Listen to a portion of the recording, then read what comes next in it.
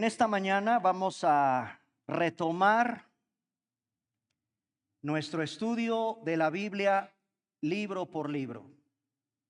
Hoy quiero terminar el periodo intertestamentario, 400 años de silencio que hay entre el Antiguo y el Nuevo Testamento.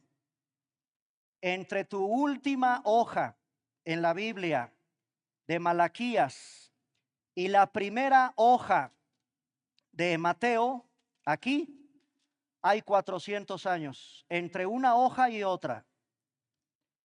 Años de silencio. Dios no habló, Dios no dijo nada. El tema de esta mañana, para terminar este periodo intertestamentario, la espera del Mesías. La espera del Mesías. Y aparte de ya saludarlos, vamos a saludar también a todos los hermanos y amigos que siguen tan puntualmente las transmisiones de nuestra iglesia a través de las redes sociales. Enviamos un cordial saludo desde Cuernavaca, a donde quiera que nos ven, nos escuchan, nos escriben, y gracias a Dios que nuestra iglesia también ha sido un canal de bendición para tantas personas que siguen nuestras conferencias. En el periodo intertestamentario hay 4 grandes enseñanzas. Número 1, el poder político. Ahí hay mucho que estudiar de los imperios, desde Babilonia, Media y Persia, Grecia y Roma, para entender por qué Dios escogió que la llegada de su Hijo fuera bajo el imperio romano. Y si yo quiero saber en la historia lo que Dios hizo, mientras Dios guardaba silencio, Dios seguía muy activo en el mundo gentil, en el mundo pagano, en el mundo de los idólatras, en el mundo de los inmorales, en el mundo de los depravados. Dios controlando Babilonia, Media y Persia, Grecia, y finalmente llegamos al imperio romano. Esto es lo que se debe de estudiar en el periodo intertestamentario.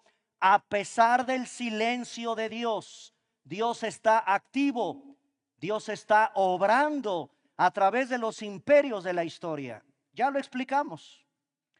Una segunda enseñanza muy interesante del periodo intertestamentario es el levantamiento de grupos revolucionarios. Ahí hay mucha expectativa revolucionaria. Ahí vimos el levantamiento de los macabeos, por ejemplo. Jesucristo tomó como uno de sus seguidores a un celote. Un celote era parte de esos grupos revolucionarios. Y en tercer lugar, hermanos, también dentro del periodo intertestamentario, para conocer quiénes eran los fariseos, los saduceos, los maestros de la ley, los escribas, necesitamos conocer el periodo intertestamentario. Si hubo un grupo al que Cristo se enfrentó, no fueron los romanos. Para sorpresa de todos nosotros, el grupo al que Cristo se enfrentó, los juzgó, los señaló, los desnudó como eran precisamente los fariseos, eran precisamente los escribas, eran precisamente los que dicen conocer de Dios y vivían de otra manera. Les dijo: hipócritas, sepulcros blanqueados, a vosotros escribas y fariseos, hipócritas, que hacéis un prosélito y una vez hecho, lo haces 2 veces más hijo del infierno que tú. ¿Qué le provocó tanta indignación a Jesús? Bueno, para conocer quiénes eran, necesitamos ir al periodo intertestamentario y eso ya lo expliqué. Yo ya les expliqué, hermanos, cada uno de estos grupos religiosos, quiénes eran los fariseos, quiénes eran los escribas, quiénes eran los saduceos. Y en esta mañana me falta revisar con ustedes la cuarta enseñanza que necesitamos conocer en el periodo intertestamentario, la espera del Mesías. El pueblo de Israel está hastiado, harto de la religión de los babilonios. Los dominaron. El pueblo de Israel está harto del paganismo, de la idolatría de los medos y de los persas. Los dominaron. El pueblo de Israel está fastidiado de la sabiduría de los griegos. Los dominaron. Y el pueblo de Israel está harto de la dominación poderosa del imperio romano. Los dominaron. Eso prepara el corazón. Cuando estás tú harto de religiones, de filosofías, del placer, del poder, del dinero, de mujeres, de hombres, de riqueza, de filosofías huecas, de postulados huecos, de eso estaba harta la nación de Israel. Y estoy convencido que también tú y también yo estamos hartos de tanta mentira, de tanta falsedad, de tanta inmoralidad, que nada llena tu corazón. Nada. Dios obró a propósito con ese hartazgo para que hubiera lo que narra Lucas en el capítulo 3, versículo 15. Miremos ahora el ambiente. Y Lucas, capítulo 3, versículo 15, nos da la respuesta. Dice Lucas en el capítulo 3, versículo 15, como el pueblo de Israel, estaba en expectativa, preguntándose todos en sus corazones, si acaso, y ahí está el último profeta del Antiguo Testamento. El pueblo está en expectativa. Necesitan escuchar la palabra de Dios. Dios guardó silencio 400 largos años y Dios no dijo nada. ¿Sabes qué provoca eso? Sequedad, vacío. Atrévete a hacer a un lado la palabra de Dios y vas a vivir seco. ¿Qué te va a llenar? ¿Qué te va a alimentar? Nada más que la bendita, eterna, suficiente palabra de Dios. Y Dios, a propósito, dejó un ambiente de expectativa, preguntándose todos en su corazón si acaso Juan, claro, una vez que Dios decide volver a hablar, lo habló a través de un hombre llamado Juan el Bautista. Por eso al Bautista se le considera el último profeta del Antiguo Testamento, aunque lo tenemos narrada su historia en el Nuevo Testamento. Dios guardó silencio 400 largos años. Babilonia, su religión, el esplendor de Grecia, la sabiduría de los griegos, su filosofía, su arte, el placer romano, el poder de Roma, el derroche, la fantochería de esos imperios que sucumbieron en la historia por un Dios que también, así como los levantó, fue el Dios que los aplastó, provocó que su pueblo estuviera hambriento, expectante de una vez más escuchar la palabra de Dios. ¿Y a quién levantó Dios? A un humilde predicador en el desierto. a un hombre considerado de los más extraordinarios de estudiar en el Nuevo Testamento, Juan el Bautista. Todo lo que está ocurriendo, Dios está orquestando absolutamente el escenario para la llegada de su Hijo. Ahora, quiero regresar un poco a la historia, hermanos, porque me falta comentarles algo que pasó por ahí del Evangelio de Juan. Acompáñenme ahora al Evangelio de Juan, capítulo 10.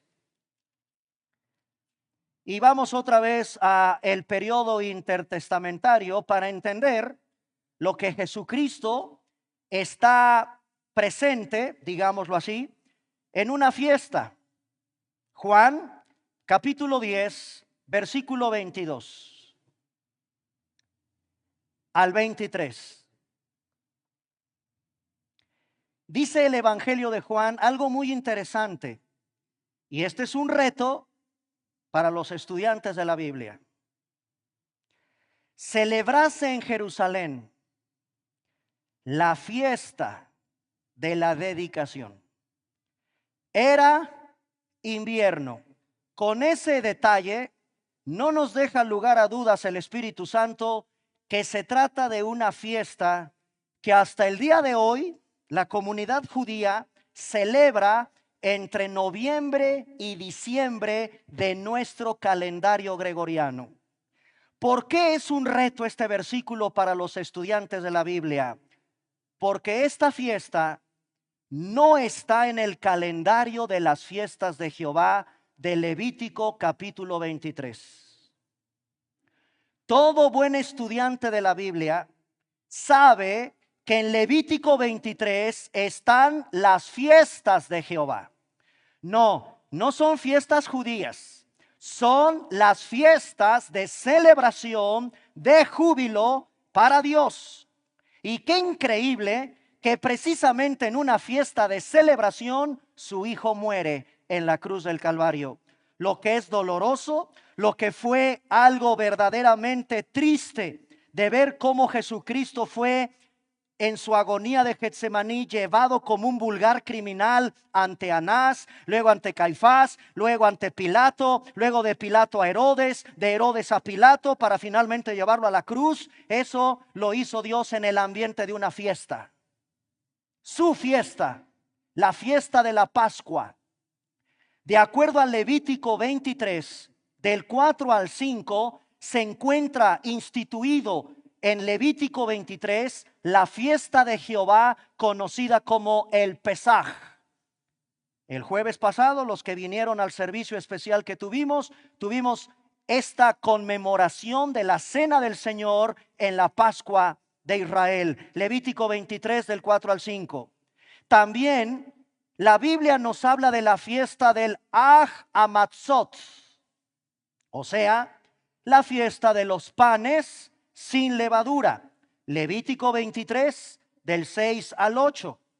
También Dios en Levítico 23 instituyó la fiesta del Yom Abikurim.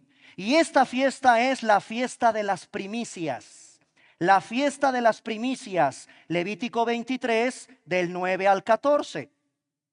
Todos los estudiantes de la Biblia encuentran en el calendario de las fiestas de Jehová la fiesta del Shavuot, conocida como Pentecostés.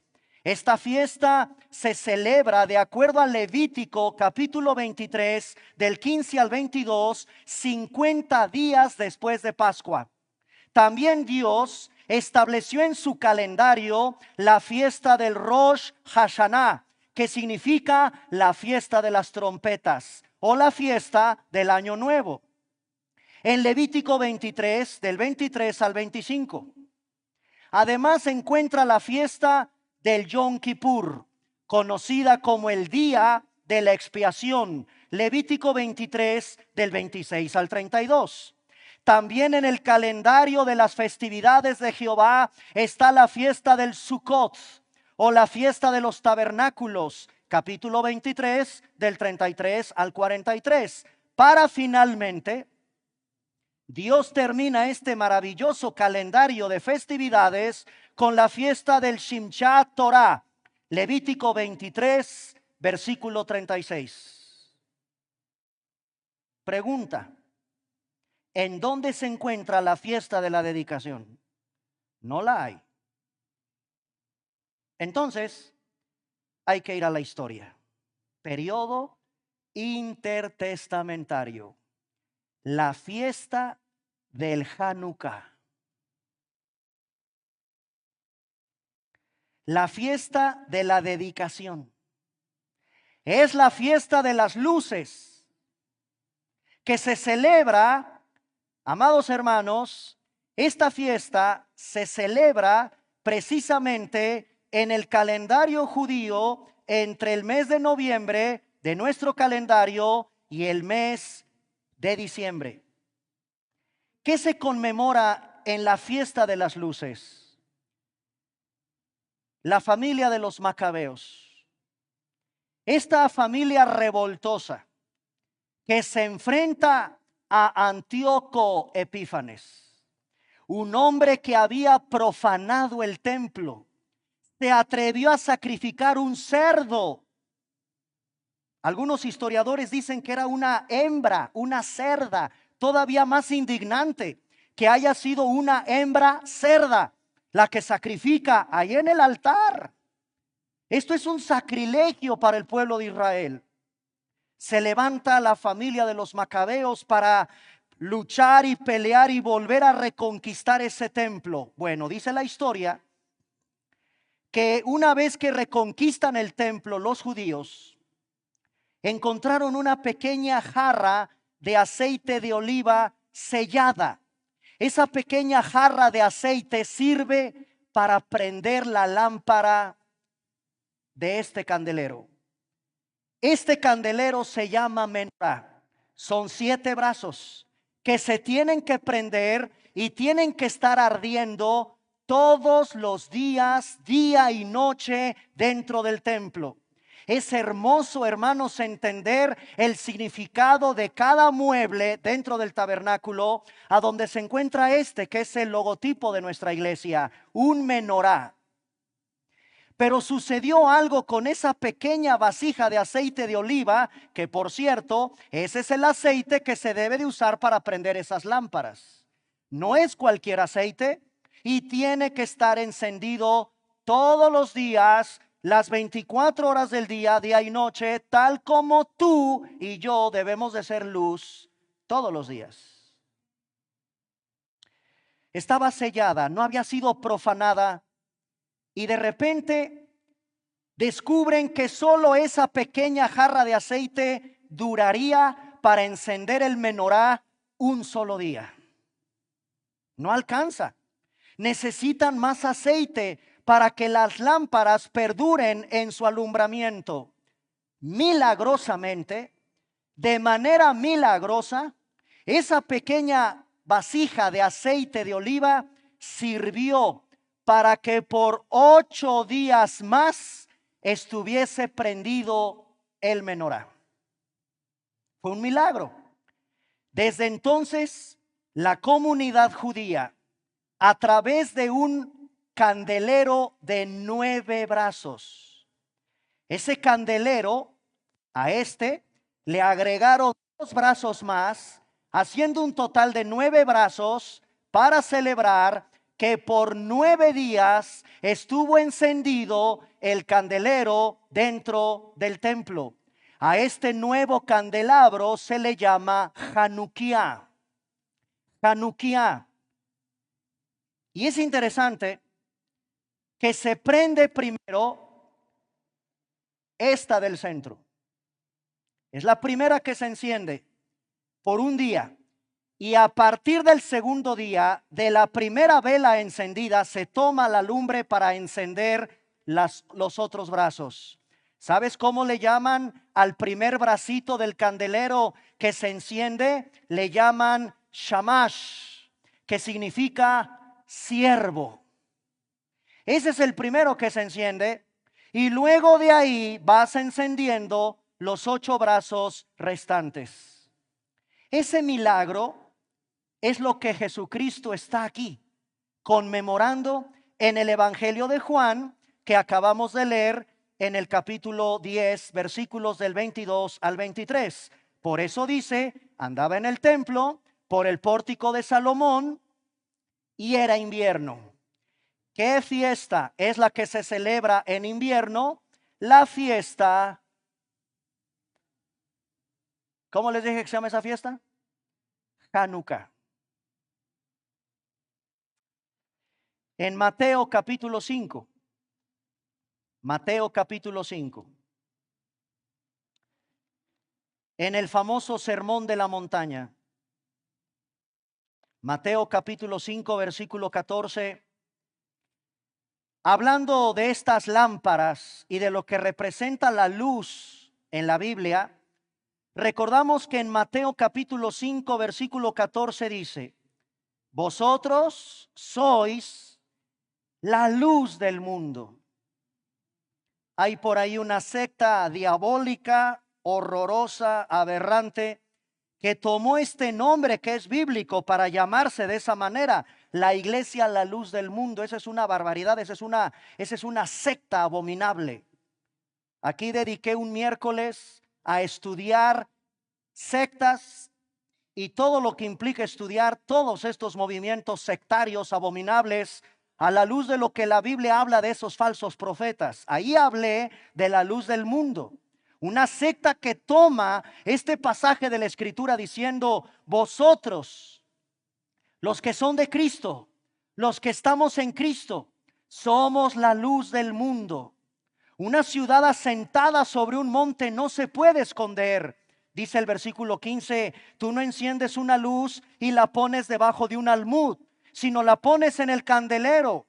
Vean la idea del candelero. Y ese candelero alumbra a todos los que están en tu casa. Verso 16, en este sermón maravilloso dirigido a los cristianos verdaderos, así alumbre tu luz delante de los hombres para que vean que tú eres diferente, que hablas diferente, que piensas diferente, que te vistes diferente, que opinas diferente, todas tus buenas obras, y eso traiga gloria a mi Padre. Ustedes son la luz del mundo.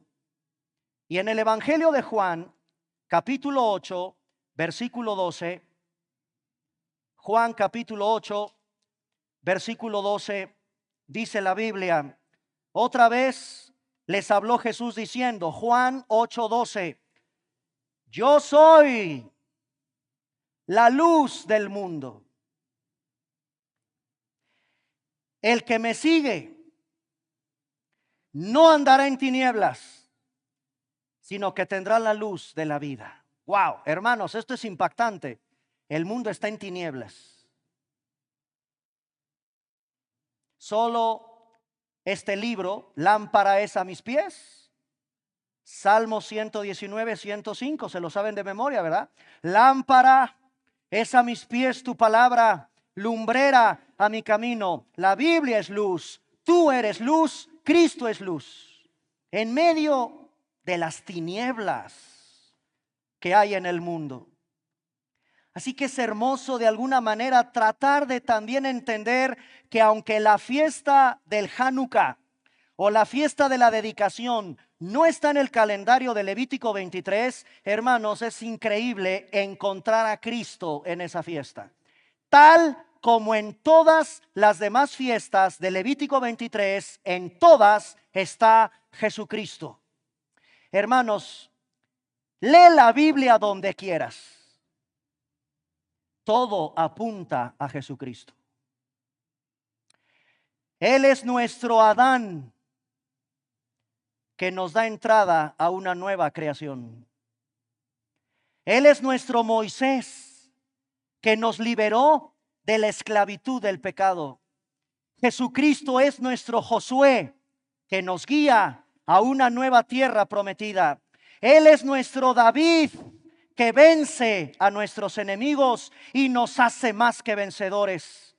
Él es nuestro Sansón que con su muerte derriba el templo de Satanás. Él es nuestra arca en el que podemos entrar para ser salvados. Él es el cordón ese cordón de grana que cuelga sobre una ventana que nos libra de la destrucción. Jesucristo es nuestro Cordero perfecto, cuya sangre pintada en el dintel de nuestra puerta nos da salvación. Él es la vara de Aarón que estuvo muerta y reverdeció. Jesucristo es nuestro templo verdadero. Él es la peña de Oreb. Es nuestro maná que cae del cielo. Él es el centro de todo. Todo mira hacia Él y todo es para la gloria de Él. Ese es Cristo en la Biblia. Ese es Cristo en el Antiguo Testamento. Por tiempo, no sigo mencionándote quién es Cristo para Daniel, quién es Cristo para Nahum, quién es Cristo para Habacuc, quién es Cristo para Sofonías, quién es Cristo para Zacarías, quién es Cristo para Malaquías. No terminaría. Todo apunta en la Biblia hacia Él, hacia Jesucristo. Ante la expectativa que hay, regresamos para ir terminando con el periodo intertestamentario. Ante la expectativa que hay, hermanos, el hastío, el hartazgo, aquí hay mucha sequedad, hay una sequedad espiritual. Y creo con todo mi corazón que hay que revisar con mucho detenimiento la profecía del libro de Amós, capítulo 8. Un pequeño libro escondido.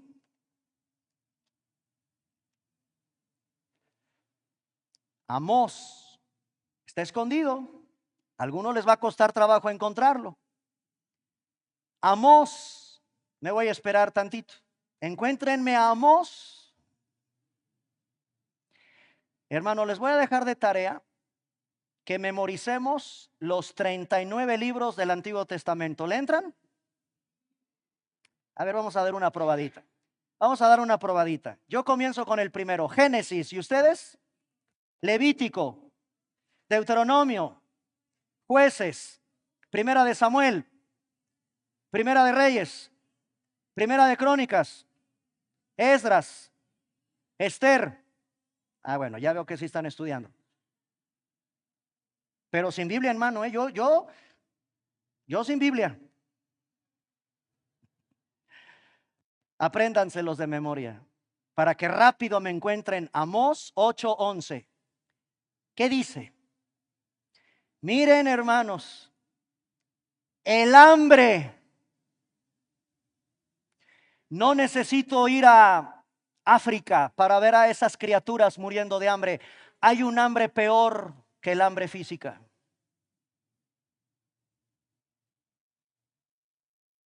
Amós lo profetizó.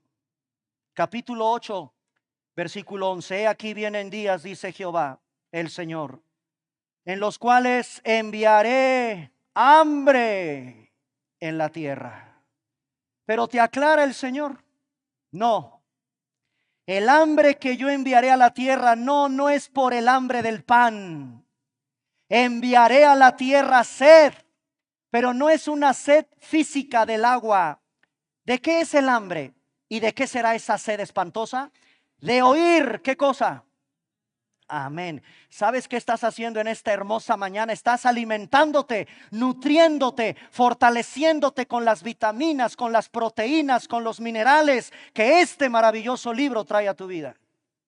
Es la palabra de Dios con todos los nutrientes que tú necesitas para no estar allá afuera desnutrida. Ahora que vamos a entrar al Nuevo Testamento, hay hambre. El pueblo está expectante. Dios no habla, se están secando en vida. Se están muriendo en vida. Tal y como hoy se están muriendo allá afuera los que no tienen acceso a este libro. Se están muriendo en vida. De hambre.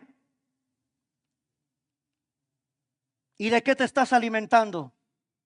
¿Tú crees que de lo que te estás alimentando verdaderamente va a saciar el hambre de tu vida? ¿O la sed? No, de acuerdo a Dios, solo mi palabra llena, sacia y satisface el hambre y la sed. Dichosos ustedes, dichosos los que han encontrado en la palabra del Señor y en Cristo saciada su hambre y su sed. Y aún así tenemos hambre. Yo vengo el domingo con hambre. No me refiero al hambre física, aunque se me antoja mi pan y mi café. Pero el hambre con la que llego los domingos es hambre. Señor, háblame, muéstrame en tu palabra. Y todos los días, 6 de la mañana, 5 de la mañana en tus devocionales o a la hora que los tengas, háblame. Tengo hambre de ti, oh Dios. Todos los días, hermanos, qué hermoso es que un cristiano entiende que la palabra del Señor llena, satisface. Muy bien. Qué increíble que ante esta hambre, primero Dios levanta, ante la expectativa de la llegada del Mesías, llama a un hombre y lo llama a predicar. Claro, Dios escogió la predicación de su palabra, la exposición de su palabra, para que a través de un hombre precursor como el Bautista se empezara a predicar y a transmitir el pan, el agua que necesitaba ese pueblo hambriento, hastiado, sediento por 400 años de silencio. ¿Qué es lo que va a hacer Dios en tu vida, querido? Te va a llevar a su palabra y va a usar a un predicador, a un maestro, a un evangelista, para que a través de la predicación de la palabra logres entender con el poder del evangelio, el poder de la palabra de Dios y el Espíritu Santo. Wow, esto me llena, esto me satisface. Wow, Dios abrirá tus ojos. Dios saciará tu sed. Dios saciará tu hambre. Eso hizo el Señor. Levantó a un hombre para predicar. Para predicar. Cuando Cristo lanza su ministerio público, en realidad al Señor no le interesa mostrarte qué hacía Cristo a los 15 años. Solamente hay un suceso a los 12 años de Jesús. Solamente. Y curiosamente está predicando.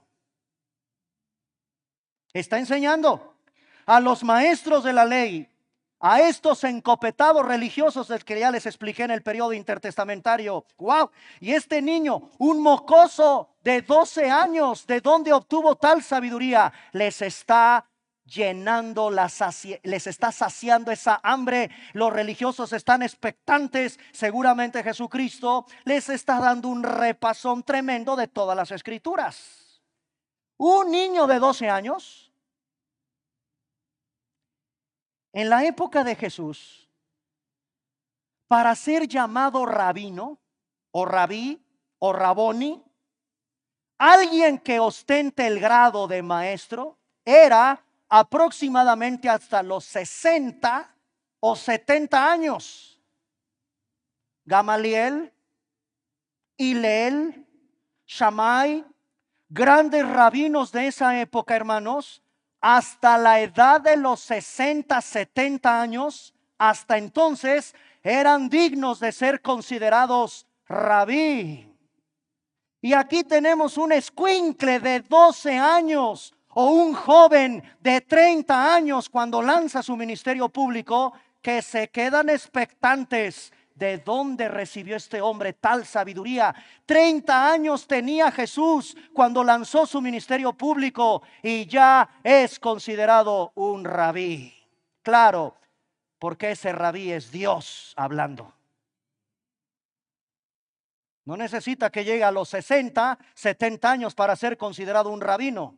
No, un niño de 12 años. Y qué interesante que la Biblia solo enfoca su atención a ese curioso acontecimiento en la biografía de Jesús a los 12 años en la enseñanza. Y de repente otra vez el Espíritu Santo guardó silencio. No le place al Señor mostrarnos qué hacía Jesús en la carpintería. 18 años, 15 años, 4 años, 2 años, ¿a qué jugaba? ¿Qué hacía? Lo que sí les puedo decir es algo impresionante. Jesucristo se congregaba. Iba a la sinagoga, tal como era su costumbre. ¿A qué vas a la sinagoga? A escuchar la predicación de un precisamente rabí que expone las escrituras, a los Nebim, profetas, o la Torá, la ley, o los Ketubim, los escritos sagrados, los salmos, Eclesiastés, todo lo que conformaba el Antiguo Testamento. Jesucristo se congregaba. Por eso yo no concibo un cristiano que diga que no se congregue. ¿Cómo es posible si Jesús, siendo Dios, se congregaba? ¿Quién carambas te crees tú para hacer a un lado la importancia que Dios le da a su asistencia personal, congregacional, para escuchar su palabra? Jesús lo hacía. Eso es lo que sabemos. Pero el Señor no nos revela, hermanos, qué hace a los 15 años, qué hace a los 20, qué hizo a los 23. ¿Jugaba con sus amigos? ¿Qué visitaba? Lo que sí les aseguro es que no sanó a nadie. Era obediente a su padre José, Madre María. Estuvo sujetos a ellos hasta el día: adiós papá, adiós mamá, el Señor me llama. Y Dios lo llamó y se va a ser bautizado a los 30 años al río Jordán. Pero antes, Dios había levantado un predicador para empezar con la palabra a preparar el camino del Mesías. ¿Y qué les digo de Jesús? ¿Qué fue lo primero que hizo Cristo cuando ahora sí dejó la carpintería, dejó de serruchar la madera y entonces sí? ¿Qué hizo Jesús? ¿Sanó algún enfermo? No. Empezó a predicar. A predicar, hermanos. Cuando lanzó su ministerio público, hay una importancia vital. Jesucristo se dedicó a la predicación, a la enseñanza. Fue su principal ocupación y también, desde luego, las de sus discípulos. En Juan 13:13, regresamos a Juan 13:13. En el Evangelio de Juan, capítulo 13, versículo 13, vean lo que la Biblia dice. Una vez que Jesús empieza a enseñar, una vez que Cristo empieza a predicar, ¿cómo le llamaban? ¿Cómo dice Cristo que es correcto que le llamen? Juan 13:13. Vosotros me llamáis Rabí, maestro y Señor, todavía más. Vaya, a Jesús hay que llamarle de esa manera, maestro y Señor. Y Jesús dice, sí, lo dicen bien, lo soy. Lo soy, Rabí. Solo los maestros que enseñan lo que los escribas interpretan eran considerados rabís de edad avanzada. Aquí es un joven de 30 años que ya es considerado un maestro. Un maestro. En Mateo 7, vamos a Mateo capítulo 7. Mateo capítulo 7, versículos del 28 al 29. Nos da una idea la Biblia de cómo empieza él con su predicación, con su enseñanza, a darle alimento, el alimento que tú y yo necesitamos. Dice Mateo capítulo 7, versículos del 28 al 29. Cuando terminó Jesús estas palabras, la gente se admiraba de su doctrina, porque les enseñaba como quien tiene autoridad y no como los escribas. Y no como los escribas. Gamaliel, Hilel, Shammai son considerados rabís, pero hasta en la edad avanzada. Aquí Jesucristo, Mateo capítulo 10, versículo 24, ya tiene discípulos. Es un maestro con una autoridad que viene ni más ni menos que de parte de Dios. Dice en el Evangelio de Mateo, capítulo 10, versículo 24, el discípulo no es más que su maestro, ni el siervo más que su señor. Dice el versículo 25, bástele al discípulo ser como su maestro y al siervo como su señor. Si al padre de familia llamaron Belcebú, ¿cuánto más a los de su casa? Es decir, aquí Jesucristo ya está teniendo un grupo de seguidores, un grupo de discípulos, la palabra matetes, discípulos. Hermanos, Cristo solo tiene discípulos, no tiene simpatizantes. ¿Queda claro esto? A la iglesia puede venir mucha gente. Ay, qué bonito predican en Vida Nueva Cuernavaca. Sí, mi hermano, pero mi deseo no es que simpatices con nuestra iglesia. Mi deseo es que seas discípulo de Jesucristo. Discípulos. El Señor no tiene simpatizantes, tiene discípulos. Y a Él tenemos que seguir y de Él tenemos que aprender. ¿Qué hizo Cristo cuando inició su ministerio público? Predicar. Empezar a saciar con la predicación el hambre de ese pueblo que por 400 años no escuchó nada, la voz de Dios, hasta que se levantó el Bautista. Vean Marcos 1:14. Marcos 1:14.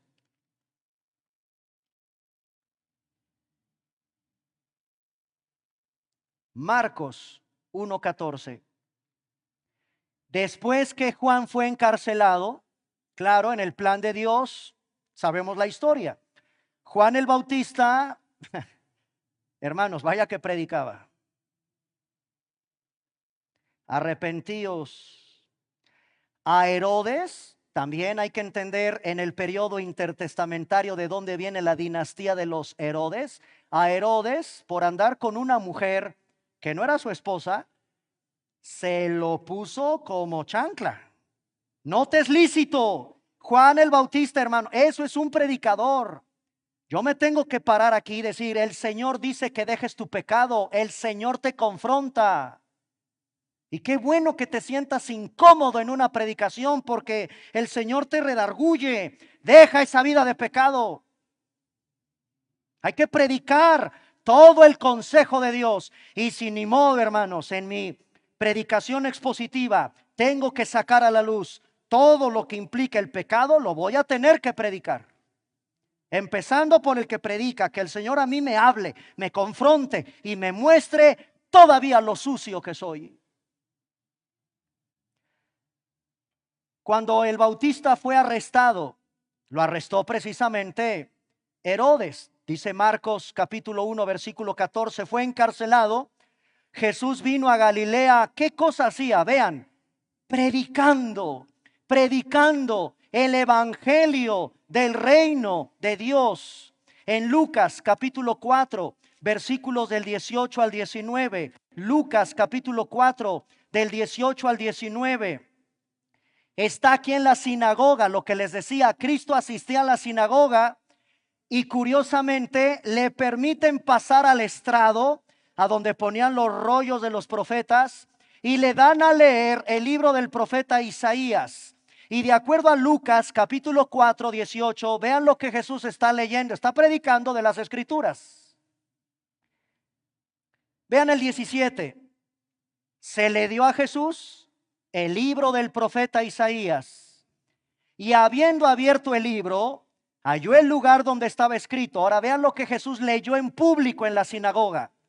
El Espíritu del Señor está sobre mí, por cuanto me ha ungido. Vean lo que es el ministerio del Mesías.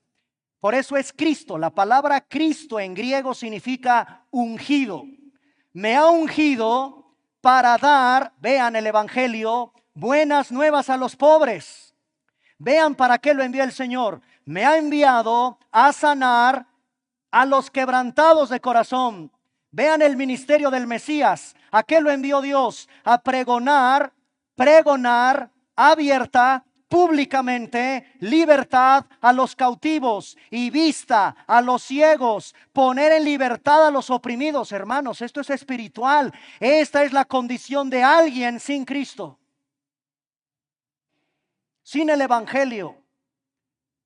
A predicar, vean el versículo 19. ¿A qué me envió el Padre? A predicar el año agradable del Señor. Esa fue la encomienda de Jesucristo. Predicar. En Marcos, regresamos a Marcos, capítulo 1, versículo 38. Si sigues leyendo esta historia de Lucas, una vez que Jesús dobla el rollo, les avienta la explicación, porque eso hacían los rabinos. Bueno, ya leíste al profeta, ahora hermenéutica, exégesis del pasaje. Y Jesús les dice: hoy se ha cumplido esta escritura delante de ustedes. Y obviamente se escandalizaron. Eso se cumple con la llegada del Mesías, y lo sacaron a empujones, a patadas de la sinagoga, y lo querían desbarrancar. Religiosos, secos, sedientos, pero religiosos, cegados, como están hoy aquellos a los que se les predica de Jesús. Te perseguirán, te maltratarán, te humillarán. Si lo hicieron con él en la sinagoga, ¿qué esperas tú?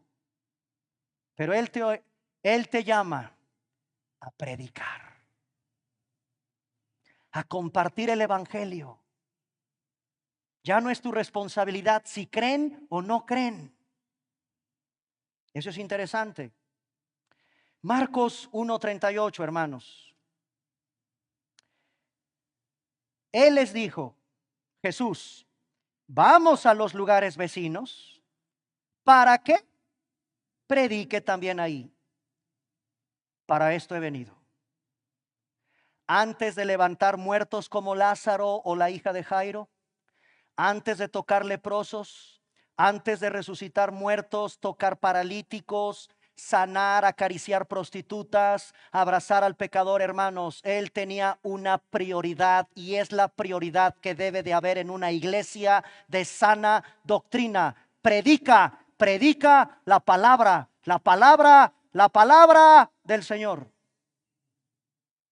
Su palabra. Vean, para eso he venido. No me dice para tocar niños, sanar leprosos, eso viene parte de su llamado, pero su prioridad es su palabra. Esta es la prioridad de esta iglesia.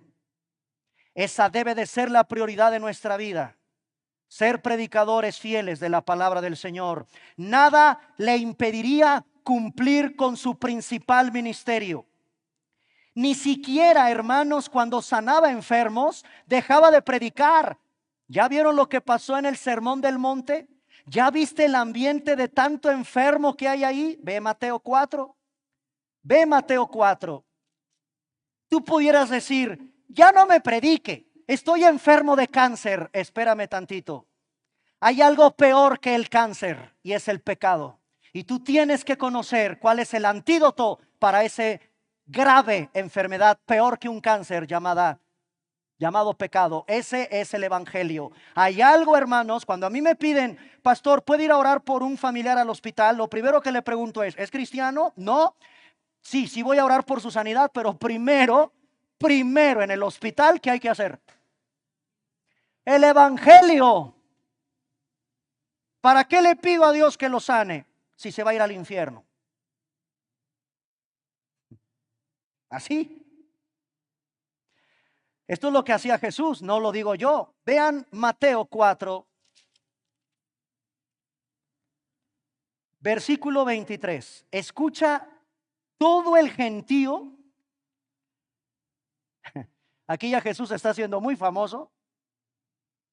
Ya convirtió el agua en vino.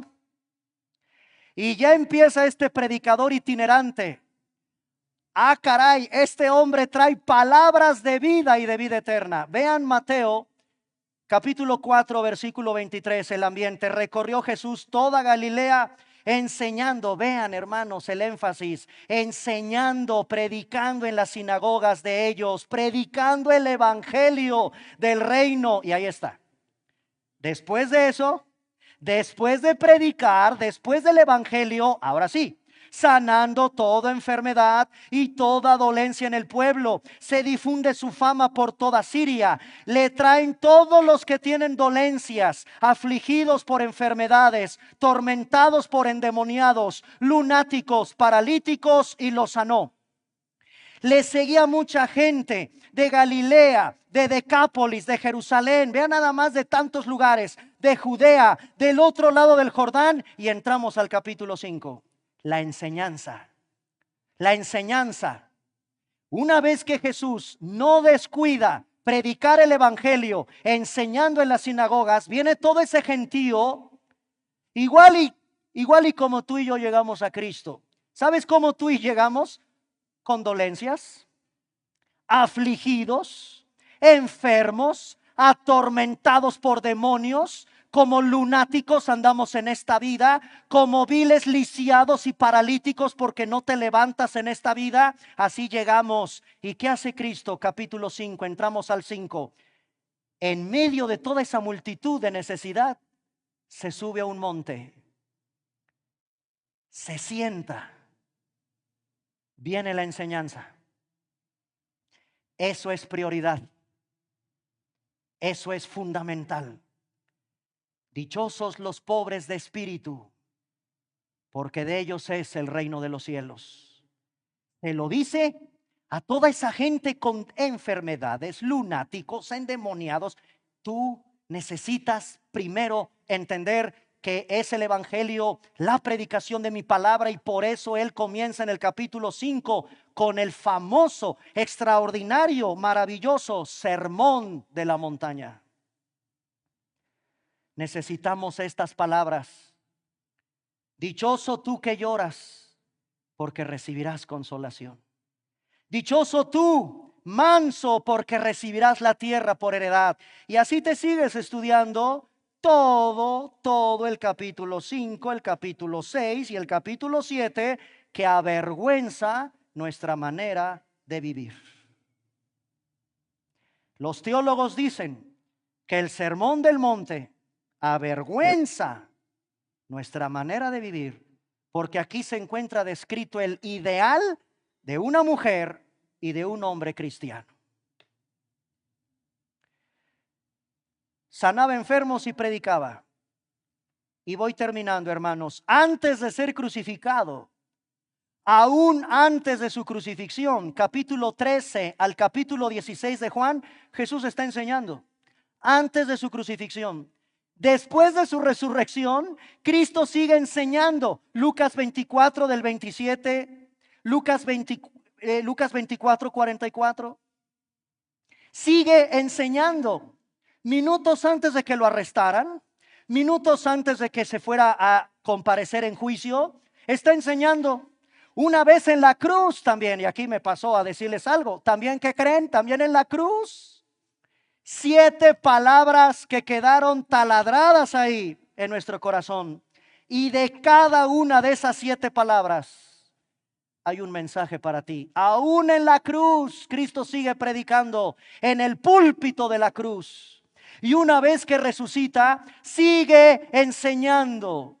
Y una vez que se va al cielo, se fue enseñando. Hoy, hermanos, ya tenemos toda la revelación completa en este libro. No, hoy Dios ya no está en silencio, como en ese periodo intertestamentario. Iglesia, Dios habló, Dios habla hoy y Dios te hablará a través de su palabra.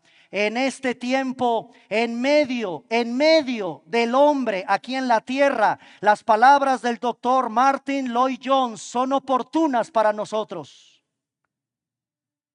La necesidad.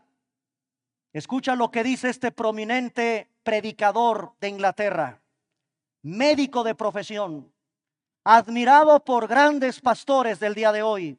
El doctor Martin Lloyd-Jones dijo: la necesidad más urgente en la iglesia cristiana en la actualidad es la verdadera predicación. Y al ser la más grande y la más urgente necesidad en la iglesia, también es la más grande necesidad en este mundo. la predicación de lo que llena y sacia el corazón y el hambre del hombre, que es su palabra. Con esto terminamos en una reflexión lo que implicó estos 400 años de silencio. Y ahora sí, hermanos, a partir del próximo domingo, prepara tu corazón, porque ahora entramos a la sección maravillosa conocida como Nuevo Testamento, comenzando con el Evangelio de Mateo. Y de ahí hasta donde Dios nos permita, llegaremos al libro de Apocalipsis. Nos espera un viaje maravilloso, hermoso, de 27 libros, uno por uno, los vamos a enseñar. Pónganse de pie, vamos a orar.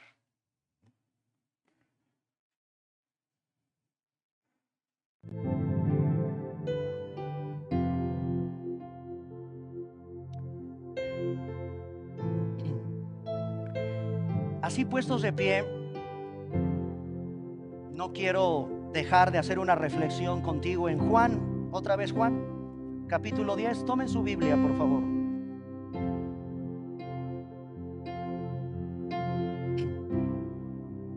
Juan 10, 22.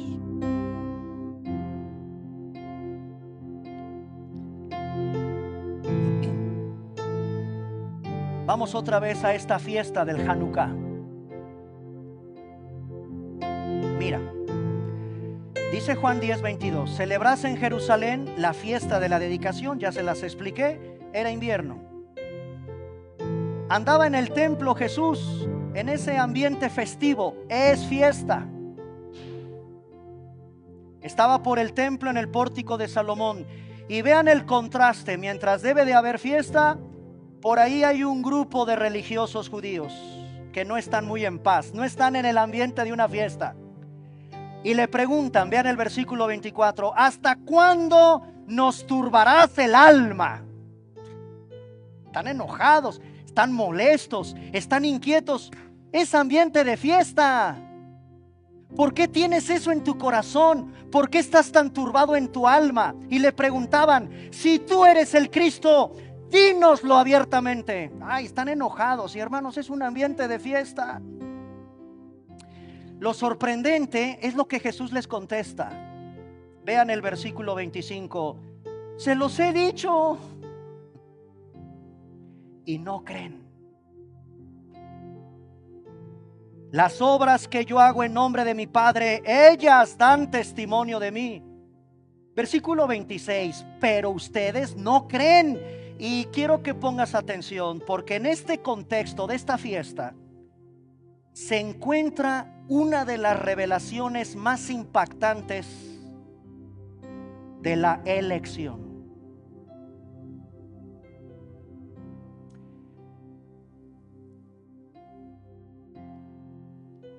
Versículo 26. No creen porque no son de mis ovejas. Versículo 27. Mis ovejas oyen mi voz. Yo las conozco y esas ovejitas me van a seguir. Versículo 28 sigue sumergiéndonos en una profundidad teológica asombrosa. Yo les doy vida eterna. Señores, la salvación no se pierde, ¿eh? No se pierde. No sé quién te enseñó eso. Yo les doy vida eterna y no perecerán jamás, ni nadie las arrebatará de mi mano. Ahora, versículo 29, todavía el Señor nos lleva a más profundidad. Mi Padre que me las dio. ¿Sabes por qué tú estás aquí en Cristo? Porque el Padre te llevó a Cristo. El Padre me las dio. El Padre es mayor que todos y nadie, otra vez señores, salvación segura, nadie las puede arrebatar de la mano de mi Padre. Y en el versículo 30 remate: yo y el Padre uno somos. Él es Dios en la carne, segunda persona de la Trinidad, Dios encarnado. Yo y el Padre, Ejad en el hebreo, uno. Qué increíble que en este contexto de fiesta hay un grupo de religiosos judíos perturbados, inquietos, y Cristo contesta contundentemente: tú no me sigues, tú no me crees porque no eres de mis ovejas. Punto. Wow, hermanos, qué increíble es Dios. Él te eligió. Él te llevó a Cristo, no fuiste tú. Creemos porque Él hizo que nosotros creyéramos. Él nos llevó a Cristo. Y claro, solo sus verdaderas ovejas le siguen. Oyen su voz y dice Cristo: yo las conozco. Así que, hermanos, precioso rebaño del Señor, estamos en las manos de nuestro buen pastor.